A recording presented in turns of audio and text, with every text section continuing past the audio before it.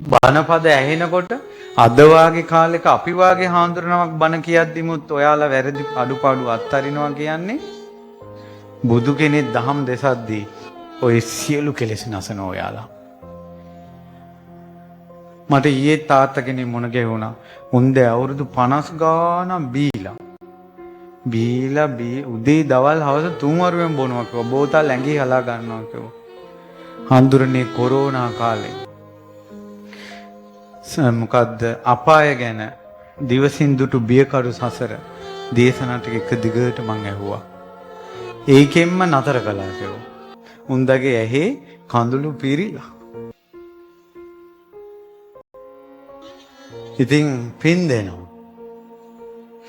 තව හරි පුදුම අම්මා කෙනෙක් හම්බ වුණා. මට හොඳල නිවනට ළඟයි වගේ දැනෙනවා. මං හිතන විදිය වැරදිද දන්නේ නැහැ. අඟුලිමාල සෑය වඳින්න ඇවිල්ලා. සෑය වඳිනවා අඬනවා. මමත් එතන හිටියා. ඊට පස්සේ මටත් වැඳ අඬනවා. පන්සලේ හාමුදුරන්ට පින් දෙනවා.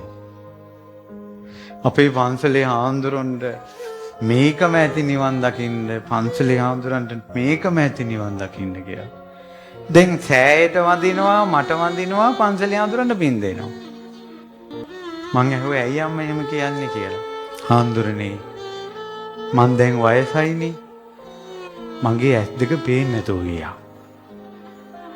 හාමුදුරනේ මම මේසි අතගාලා මං කියවපු බණ පොත් ටික සංසාරෙටම බණ කියවලා ඉවරයි කියලා මං එහෙම පොත් ටික සොපින් එක දාලා එහෙම අයිනක තියා තිබ්බා කිව්වා. ඇයි ආයේ කවදාවත් බලන්න බෑනේ? ස්වාමීන් වහන්සේ අපේ පන්සලේ හාමුදුරුවෝ සායනයක් තියලා පන්සලේ අපි වාගේ අම්මලාගේ ඇස් වලට කාච දැම්මා කිව්වා. ඒ නිසා මට දැන් පේනවා කිව්වා. මේ වාගේ උතුම් සෑයක් මට වඳින්න ලැබුණේ ඇස් ලැබුණ නිසා. මට ඇස් දුන්නේ හාමුදුරුවෝ. බණ කියන ඔබ වහන්සේ මට දැක ගන්න ලැබුණේ මට ඇස් පෙනිච්ච නිසා. මට ඇස් දුන්නේ හාමුදුරුවෝ. මං ඒ වෙලාවේ හිතුවා කලින් පෙනිලා පේන්නේ නැතුව ගිහිල්ලා ආයෙ පෙනුම ලැබලා දුන්නාට පස්සේ එයාට මෙහෙම ප්‍රශංසා කරනවා නම් අම්මා සංසාරේ කවදාවත් නොදැකපු අනිත්‍ය දුක්ඛ අනාත්ම කියන එක බුදුබණ පදයකින් උන්ද සත්‍ය දැක්කොත් බුදුරජාණන් වහන්සේට කොච්චර ප්‍රශංසා කරයිද? උන්ද බුදුගුණ කියයි මේ ලෝකෙ හෙල්ලෙන්න. කියනවද නැද්ද? නිවනට ළඟ මිනිස්සු. මට තප්පරේට ඒව හිතුණා. මුන්දට කෙලෙහි ගුණ තියෙනවා කියලා. හාමුදුරන්ට ඔච්චර පින් දෙන්න හිතෙන්නේ සෑය වටින නිසා. දැන් එයා දැක්කේ දරුවෝ ටික මිනි මරා ගන්නවා උන්ද දැක්කනම් ඒ ඇස් ලබා දුන්න හාමුදුරන්ට පින් දෙයිද? මේව බලන්න මොකටද මට ඇස් කියලානේ කියන්නේ නේ?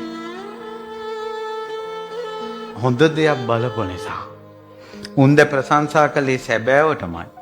ප්‍රශංසා කළ යුතු තැනටමයි ප්‍රශංසා කළේ.